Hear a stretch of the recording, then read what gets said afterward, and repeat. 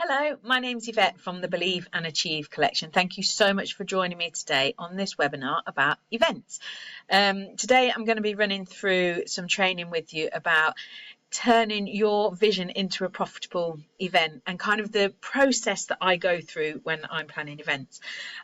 So I've kind of created a step-by-step guide and I really hope it's helpful for you. Just a bit about me. My name, as I say, is Yvette, and I've been doing events for probably 4, maybe 5 years now. Previous to that, I did events as part of my corporate role, but as my own kind of event planning hat, I started about 4 or 5 years ago, and I've done various events. I've done events for small events in church halls with about 20 people. I've done huge events at hotels for hundreds of people and the big corporate thing, and kind of everything in between. And I've done business events, I've done wellbeing events, I've done all different things. On top of that, I have kind of personal events like children's birthday parties and my own gatherings that I have with family and friends. And really, essentially, I go through the same process. And I do lots of events, and I'm always asked, like, how do you do it? What do you do? How do you plan things? So I thought I'd put some training together. So I've done this training for you, and I really hope you enjoy it. So let's get into it.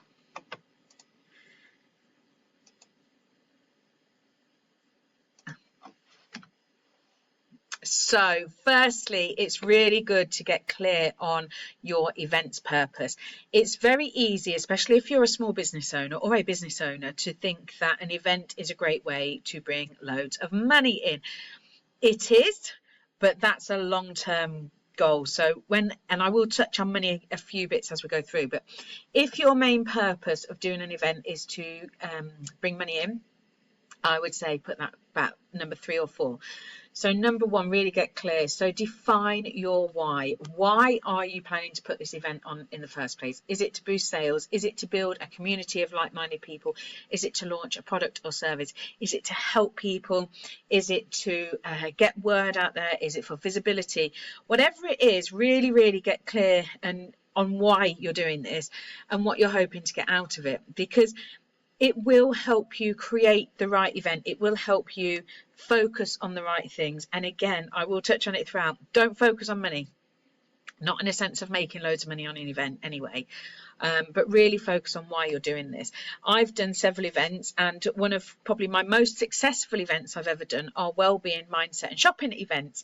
And I came up with that because I'm really interested in mindset, and I've worked a lot on my own personal mindset over the years, and I thought I'd really love to do something with that. Okay, what else can I do?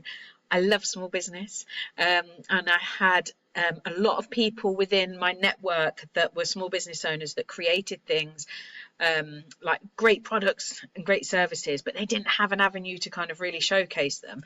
And I also met really great people that had a story to tell and could really help people, whether it be spiritual, mindset, well-being. And I thought, you know what, I could bring all this together.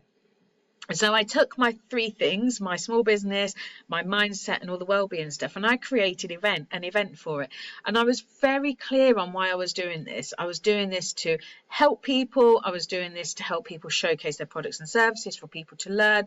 And it was brilliant, and it was really successful.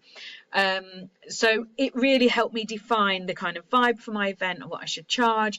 And actually, because I focused on the why so much, it was quite profitable as well. So the money followed. So really be clear on your why. Know your audience.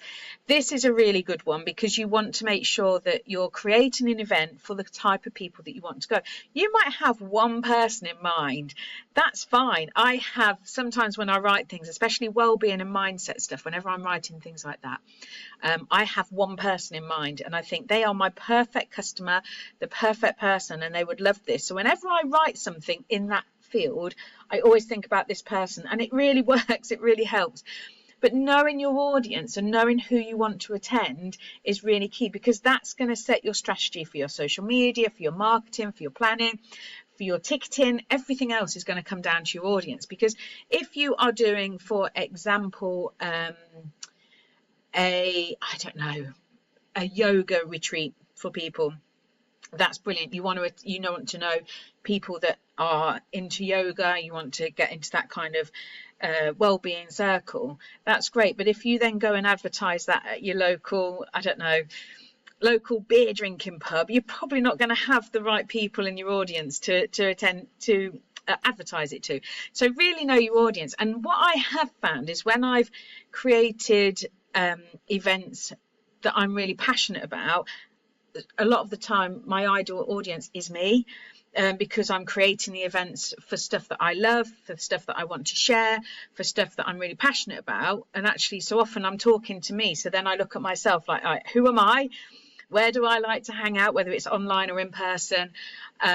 What do I like to do? What would get me thinking, oh, I want to go to that? So you can really kind of build who it is that your target audience is. Vendor strategy. So this is more obviously if you're going to have an in-person event. It doesn't obviously work if you're going to have an online event. A really great way to help with costs, because obviously there are always going to be costs when you're having an event, or in most cases there'll be some kind of cost, is to have vendors there. So depending on the type of event, you could ask for people that match your kind of values and your purpose, and you can have vendors there that kind of complement what you do, and they could be there selling their goods and services alongside yourself. But the good thing with that is that you can charge them to be there, so it improves your earning capabilities. It can help you cover your costs, and it's a really good way to also market, because if you've got a vendor coming to your a vendor or another small business or whatever they may be coming to your event as a vendor, they're going to advertise the event because they want people to come and see them. So suddenly you've got other audiences to advertise to as well. So it's a really great thing to do, and it's a really win-win for everybody. Be really clear on your purpose and make really clear decisions. You know, when your goals are defined, everything else falls into place. Really know, and this goes back to your why.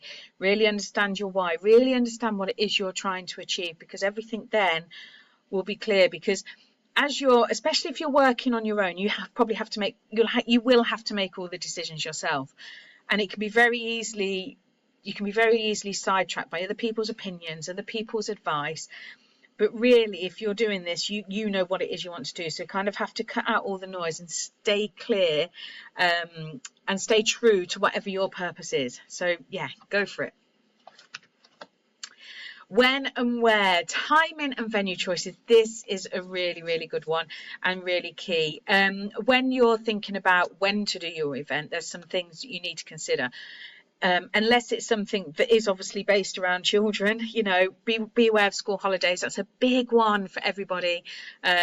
Knowing when the school holidays are, you don't want anything to clash, or unless it's obviously a child orientated event. And any of the major local events, you know, if there's a similar event happening to yours that's already advertised and out there on the date you were planning to, don't do it, you know, look at another day. Think about when your audience is likely to be around, depending on obviously what your type of event is. If it's an event for new mums, then obviously they're going to be around in the day. If it's an event for, I don't know, business people that are already in employment, you know, evenings may be better, whatever it is. But just think about what's going to work best for the audience you're trying to attract.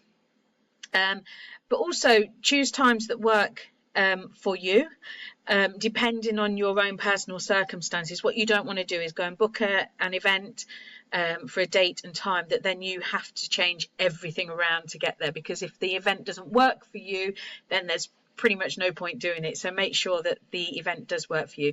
I always do my events in the weekday daytime because that's what works for me. I have primary school age children. The evenings don't work. This is when I do it. You know, I do that. And funny enough, it's bizarre how many people can actually come out in the daytime. You'd be surprised. Venue selection. This is a biggie. You want to find somewhere that has easy access, that has good parking, and that has public transport as well. Don't assume everyone can get there by car. And also, if you can, match it with your brand vibe. The budget might not match that, but hey ho. When you're looking at a venue, don't, you know, really think about where it is to you. If you've got to travel an hour to get there, then that's no good. You know, really look local. If you're doing an in-person event, really start local. Look at the church halls, look at local businesses. A lot of businesses hire out space in their offices or in their buildings, because often if they've got spare space, it's better off that they rent it out. You can sometimes get it for free, because you can create the right vibe, and essentially you are the vibe of your event, so it's up to you to create that. So don't be put off if you go into a little church hall, and although the space is perfect for a size, it's got all the amenities you need, and the price is right, just because it doesn't look essentially right, don't be put off, because you are your event. You're going to be the one front and center, and you're going to be the one that's actually selling it on what it is. So don't worry too much if it isn't the perfect look. Just go with it, and be really budget conscious, you know, especially if you're starting out and this is your first event. My biggest advice would be to start small. Really start small. Don't, you know, trial, you know, do something that perhaps, you know, plan to have like 10 people to it or something. Start small and build it up. Don't be afraid. Everyone starts from nothing. Everybody does. But start small, because what you don't want to do is go and plan a huge event. It's going to could cost you thousands of pounds, and actually you haven't got the backing or the experience to build it up. You know, start small and build up slowly. It's really key. So, and there are a lot of free and affordable spaces out there. I was just talking to someone who wants to do a yoga retreat, and they were wondering where to go. And we've actually got a wellbeing centre very close by. They do yoga themselves, but they have the rooms are free for hours every day, so they rent the spaces out. So don't be afraid to approach people that do a similar thing but have the space, because you'll probably find that they'll happily rent it out for you for free or for a good price. You know, that's something that actually suits what you're trying to do. So as soon as you've got your venue and your date booked, get your tickets on sale, whether it's free or a paid version. Don't worry too much about that you haven't got everything in place yet. The best thing to do is to get your tickets on sale. I would advise, for if you're doing a first event and it's small, I would advise at least a 6-week lead in, to give you a chance to get everything out there, to get word of mouth, sell some tickets or whatever it is, or get people to register. A 6-week lead in. If you're doing a bigger event, then much longer. If you're doing anything that costs probably over £50, then I would put months. You know, I'd put at least 6 months in, especially if you've got a lot of tickets to sell. Get the tickets on sale as quickly as possible.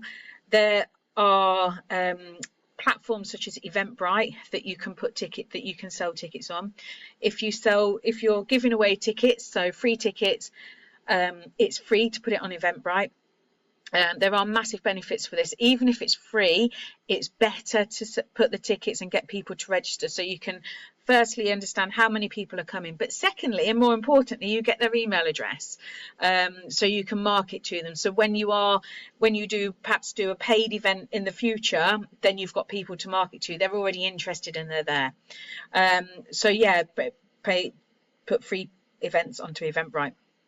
Eventbrite is a brilliant system. If you are doing paid tickets, I think they charge, you have to obviously check for yourself, I think they charge about £7.99 per event, and they take that out of your ticket earnings, so you don't actually have to pay that up front. So it's really good how they do it. They again, there's lots of platforms, and I will do some Eventbrite training at some point, because I've used them for a couple of years now and I've always found them really good. But they're really good. But get it out there. The other great thing with Eventbrite is it links to your LinkedIn, your Facebook and your TikTok, so you only have to set up the event on Eventbrite, and then you can tick a box and it will set it up on those other platforms for you.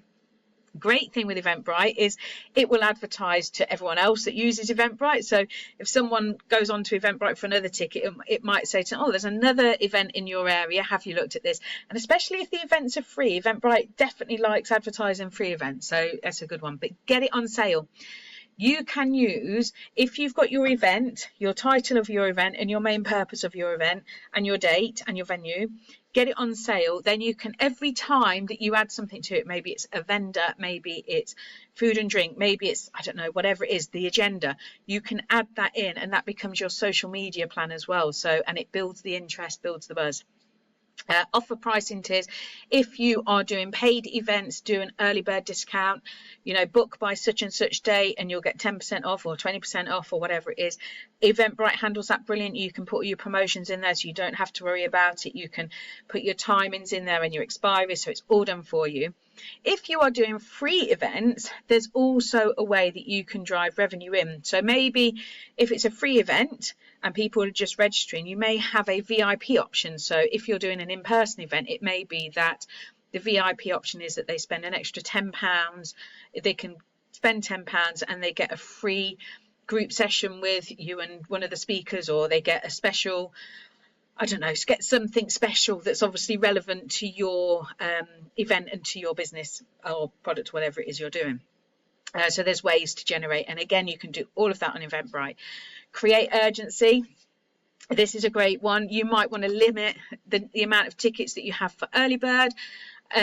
So you can put that again all into Eventbrite, but then you can plaster that all over social media and your email campaigns and say, look, if you book by this date, you're going to get the best price, or we've only got so many tickets at this price, book now.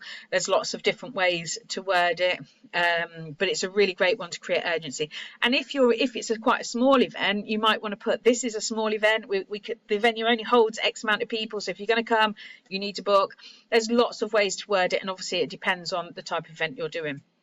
Promote it everywhere. Use social media, use email marketing. One of the most successful events I ever did was a wellbeing mindset and shopping event, and the particular one that was really successful and actually made a lot of money, apart as well as massive connections, great friends. You know, it was really successful in the kind of every area. But financially it was really great. I did some flyers. I did some A5 flyers with basic details of the event, a QR code to book, and I think I sold the tickets for £10. And I went and handed them out because it was a local event. I went to where people I knew would be interested would hang out. So I went to the local beauticians, I went to Costa Coffees, I went to the local businesses that I thought would be interested, because it wasn't a conflict of interest, and actually it was really, really successful.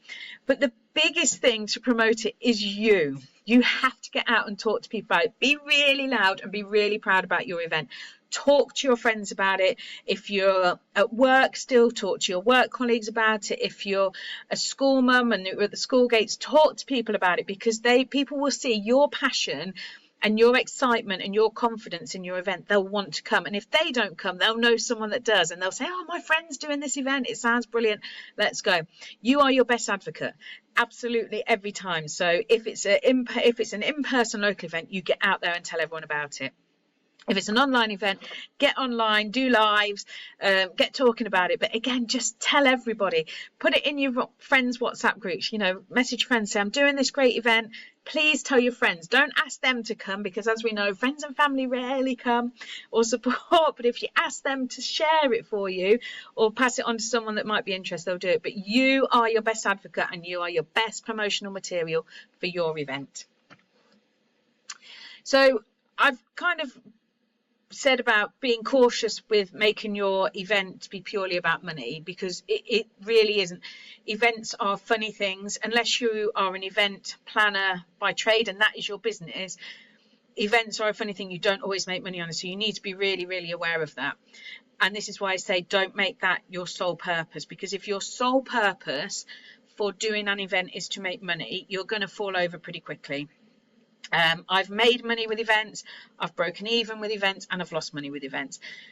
But on all of them, I have made great connections, I have engaged with an audience, I have future-proof things. So I may have not got sales or sold something at that event, but days, months, even years later, you know, something's come of it. So so money is important, but don't make that your sole purpose. But we do need to talk about money, because you do want to make money, and regardless of how big or small your event is, you will have some costs, and we need to make sure we cover them. So beyond the ticket sales, we've already talked about this. Think about getting vendors in, think about talking to other small businesses, people that sell or create things that are in line with whatever it is that your event's about. Offer them a stall at your event, and they can pay for the stall, because obviously that helps you cover your costs. If you're really good about it, if you can work out how much your venue costs, how many stalls you can fit in there, or how many vendors you can fit in there, you can almost cut the price of the vendor versus the price of the venue, sorry. And they essentially can pay for the venue for you. So it's a really good thing to do. You can also get sponsorship depending on your type of event. You'll be surprised at how much money is out there for sponsorship. There's a lot of local businesses that will be big businesses and they will have a lot of money, but they're not very sexy, like, I don't know, IT businesses or system businesses or engineers or whatever they are. But they have a lot of money, and a lot of them like to support people in the local community because it looks good for them. So when you're doing an event, it's really worth contacting some of these weird and wonderful businesses, because you'll be surprised at how many will go, oh yeah, we'll sponsor that, here's X amount of money, all we want in exchange is our logo on the tickets, or I don't know, our logo at the door or something. So don't be afraid to contact people. The worst thing they can say is no, so don't be afraid about that. And also think about product upsells. This is your event, so regardless of anything else that goes on, make sure that whatever your product or service that you offer is there. It's there at the entrance hall. It's there. It's front and centre before anything else, because ultimately this is your event. This is your chance to engage with people. They have come to your event, therefore they are interested in what you do and what you offer. So make sure that whatever you do have on offer is really easy for them to see, really easy for them to book or buy, or whichever it may be. You can have exclusive offers, so create event only deals that you have to be there to get. You might even be able to, you might even use that as your promotional tool as well. Like, if you come along, you will get X amount off my product or service or whatever it is. You might want to look into getting some merchandise. You can sell branded items. So I don't know, if we talk about yoga, you might be able to get some branded yoga tops or something that would be good, depending on what it is you do. You might be able to offer memberships. Also, if you're doing paid events and you already know that you've got other paid events coming up and they're in the diary, you can sell tickets to future events there and then at a massively reduced price, so that therefore you're securing your ticket sales for future. You know, you've got attendees come in that are going to spread the word, they've had a great time, they're ready to rebook and come again, and obviously it brings some cash in as well. And be ready to take the money. There's lots of different options. So when you put your products or services on sale at the door or wherever it is that you are, make sure there's QR codes to make it really, really easy. Have a card reader ready. So if people are paying on the door or can turn up on the door, register on the door, have a card machine ready so that you can take payment. You can get their card machine for about 15 quid from Square, and they take a percentage of the transaction or whatever, but it's a really, really good tool to have. And always have cash, always have a good mix of cash, because depending on what you do, someone will always have cash and want to pay with cash, and really cash is king, so always have cash. How to make an event run smoothly. So firstly, if you are doing it yourself, so most of my events I've been a lone ranger and had to do things, but I've been very lucky that I've had a lot of friends or family that have helped me, and it's really, really key for this. You may also have people within, you may always have people that will help you, but build a team. You know, we've talked about this, you are the reason that people are coming to your event, so you want to make sure that you are as free as possible to meet and greet people. And make sure people know who you are, and also make, you know, people want to feel special. You're the host, they want to see you, you're the one, you're like the star of the show. So make sure you've got people that can help with checking people in, or checking tickets, or taking money at the front desk. You know, make it easy on yourself. Have really clear signage. It's not always obvious where bathrooms are and where people can get a drink, so, you know, have those things pointed out so people know where to go, so they're not having to ask all the time, or people feel confused. There's nothing worse than going somewhere and then not knowing where things are. Like, have that done for you. Make sure you've obviously gone to the venue beforehand. If you've got anybody helping you, if you can, get them to the venue beforehand. Absolutely, and I talk about this a lot in the ebook. Refreshments is absolutely key to any good event. Make sure that there is something for people to eat and drink, and I do say eat and drink. It might be a simple tea and cake. Depending on the event, you can charge for it, or it's included. You know, you might have someone there helping you make the tea. I've done networking events in the past where I've included tea and coffee, but there was a brilliant kitchen there, so I said it's all included, it's all there, but you go and help yourselves. Whereas I've had other events where I've had someone there specifically to do tea and coffee for me, but I also teamed up with a brilliant baker, so I had someone that was amazing at making cakes and sweet treats and savoury treats. So I said to them, well, you you know, they came to me because they wanted to be a vendor, and I said, well, actually, if I give you the kitchen, you can lay your tea and cakes out, but you then serve the tea and coffee as well. It worked a dream. We both won, because she obviously sold more cakes and treats, because people tea and cake goes together, doesn't it? So she did really well, I did really well, and I didn't have to worry about it. So that was a great little that was a really great partnership. Really enjoyed that. And social media, have someone on the day if you can that's going to take photos, update live. If you can, do lives with people that are there. Get event hashtags, photo opportunities. Maybe have somewhere really pretty that people can stand in front of and take their photo and say, oh, we're here at this event, you know, because it's all about that social proof. You know, people want to see, sometimes people won't book until they know it's worth booking. So make sure you can really encourage the social media aspect of it as well. And don't let the energy die. Follow up and grow. One of the best things I would say is, if you've got an email list, is to schedule an email for the time that the event's due to finish. So if your event is from, say, 10 till 12, schedule an email that lands in everybody's inbox that's attended at 12 o'clock to say, thank you so much for coming. It's been brilliant. We've loved seeing you. Do send us your photos. Here's a feedback form. And also, just a reminder, here's a special offer for you. It's valid until whatever day and whatever links you have. People feel really special, because they're still on a high and a buzz from what you've just done and the event they've been to. They're more likely to click and buy or book, or, you know, book again, or whatever it is. If you can't do it at the time they leave, make sure you do it within 48 hours. Even before that, when people leave your event, try and say thank you to them personally. Again, you are the star of the show, and if you see someone leaving, it's obviously easier if it's a smaller event, clearly, but go and say thank you to them. Thank them for coming. Thank you for supporting you. People feel really special. Gather feedback. You might want to gather that at the event. That might be something, as people leave, you have someone saying, oh, has you got any feedback? A simple feedback form, maybe with 3 or 4 questions on. Don't go overboard. Or you can email that out, because the feedback is the thing that I've learned from the most. Definitely, I've learned what people like, what don't like, but also at the events themselves, I've really taken note. I make sure I speak to everyone and say, what have you liked? What's your favourite bit? What could we do better? And I've learned a lot from the feedback, an awful lot. Really nurture your relationships, keep in touch and build the connections.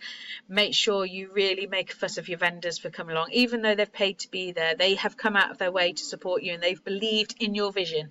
So make sure you keep in touch with them and really do it on a personal basis. Anyone that's come, any attendees, anyone that's helped you, really put that personal touch in, because when you come to do your next event, they will be the ones that are there for you. And if you can, if you're doing an event, get the next one booked in, even if it's just the date and time, but get that next one booked in. Strike while the iron's hot, and you can say to people, this is brilliant, right, I've got another one happening on this date at this time. You can get a ticket now or register now, we'll see you there, and really talk about it. So strike while the iron is hot. So yeah, really don't just let people walk out the door and that be done with it. Really go for it. And so that's it. That's the end of my training today. I hope that's been useful. Hopefully you feel ready to plan your profitable event now. Can't get my words out. The next thing for you to do is take action. If you're going to do an event, take action. You've got a roadmap to create your successful event. Do it. That's my best advice. Go for it. Know what you're doing. Go through those steps. I have created an ebook that goes into stacks more information than I've talked about today.